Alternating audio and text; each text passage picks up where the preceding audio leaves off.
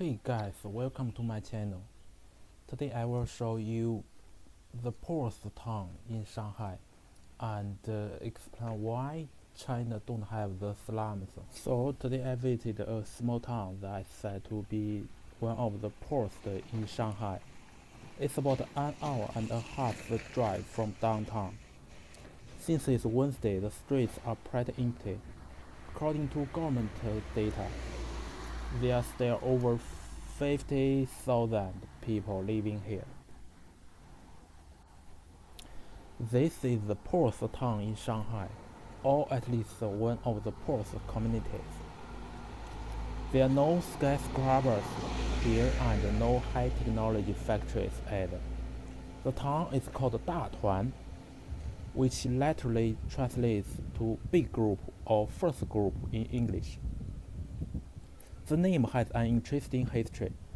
A few hundred years ago, this area was along the coastline and home to many salt production workshops. People used stoves to boil seawater and make salt. To make management easier, the government grouped 3 workshops together and called them a group. That's how this place got its name, First Group. There are even nearby towns called Second Group, Third Group, and Fourth Group. But as the coastline changed and the industrial area began, the salt workshops had disappeared.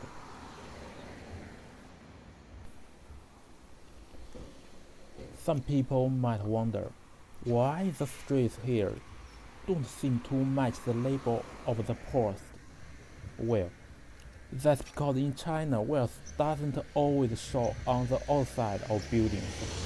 In downtown Shanghai, there are buildings with dirty, old facades, but the owners could be millionaires. In rural areas, some houses look stunning, but their owners might be poor. It's a complex and interesting topic, and we can talk about it more in detail another time.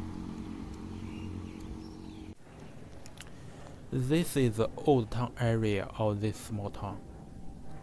If you look at the map, most of the residential areas are built along this river. Since there are very few job opportunities here, many people have gradually moved away.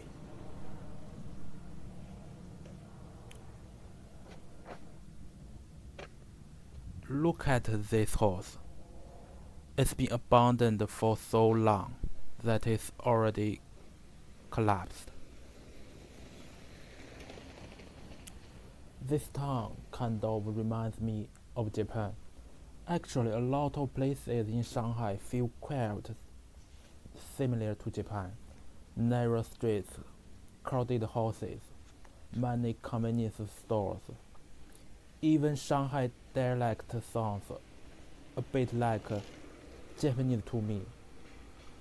I can't understand both of them.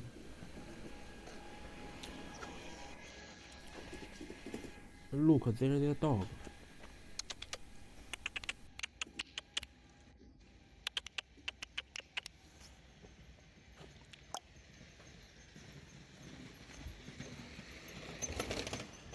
I remember when I first came to Shanghai more than 10 years ago. On the buses, announcements were made in 3 languages. The first was Mandarin, that is clear. The second was English, I can understand it. And the third I can't understand at all. At the time, I thought it was Japanese, but later I found out it was Shanghainese.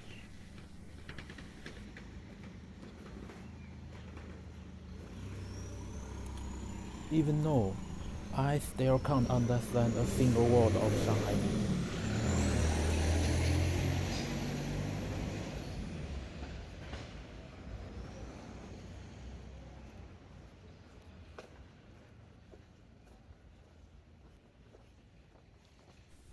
There is a fire station here.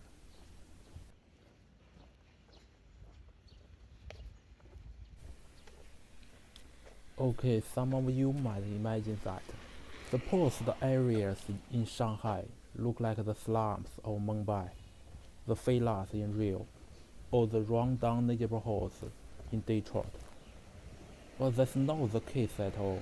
What you see here is exactly what it's like. In mainland China, you rarely find large slum areas like those in Mumbai or Manila.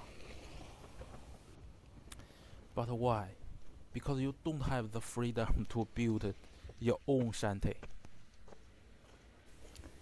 I think the core reason lies in China's land policies. Over the past 20 years, more than 400 million people have moved into cities in China, and I am one of them. I come from a rural area in central China, and maybe in the future I will take you to see my hometown. When a large population moves into a city and there's not enough housing, people build shanty towns, which form slums. That's how the slums in Mumbai came to be. But in China's cities, there is simply no space to build slums. The land here belongs to either to the government or to rural collectives, and both are strictly controlled by the authorities. Okay, let me explain how China's land policies work. In cities, all land actually belongs to the government, although they claim it belongs to all citizens.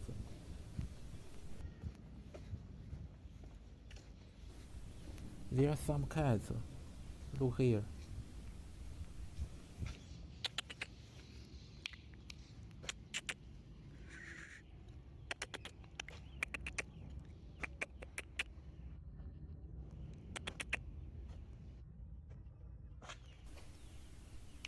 They are scared.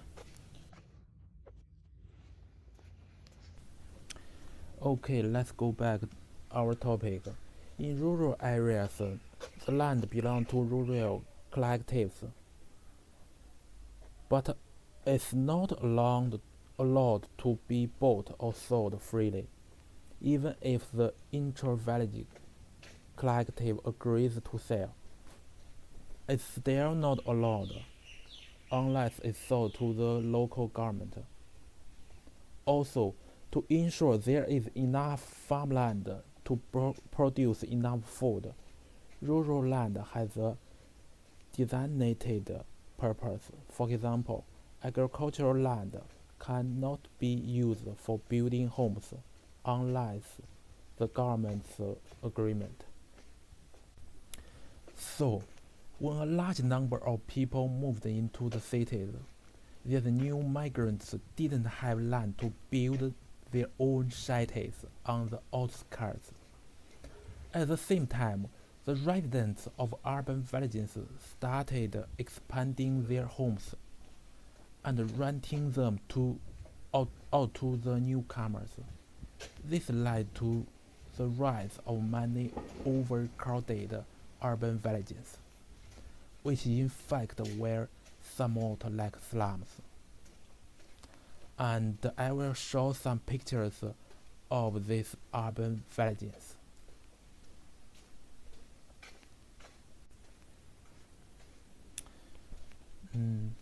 Meanwhile, the government started buying land from rural collectives and selling it to real estate developers to build housing for the new migrants. However, around 2015, for some reasons, the government began to lead the demolition of urban villages. So, no, these slum-like urban villages are becoming less and less common.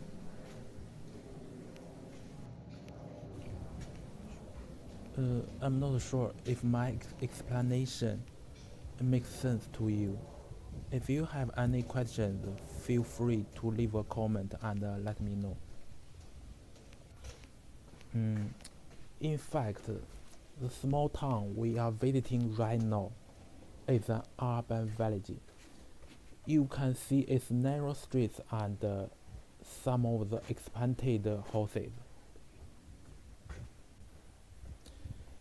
I really like the narrow streets and the houses built freely. I'm not a big fan of the neat apartment complex built by developers. I enjoy exploring these urban villages. They are much more interesting than those skyscrapers. What about you? Do you like these urban villages?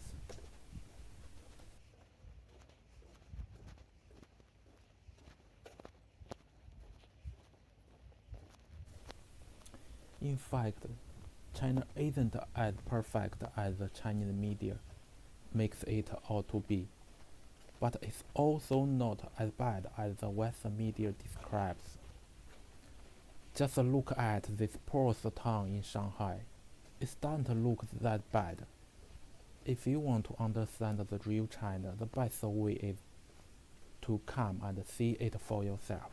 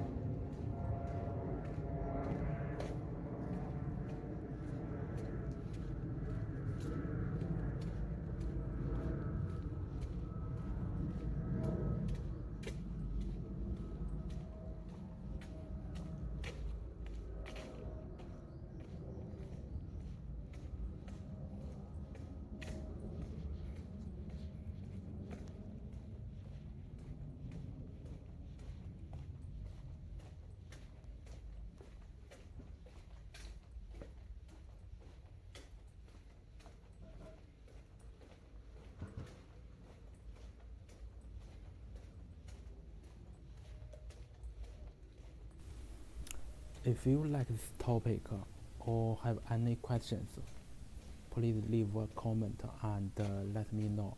It is very important to me. And thanks for your watching.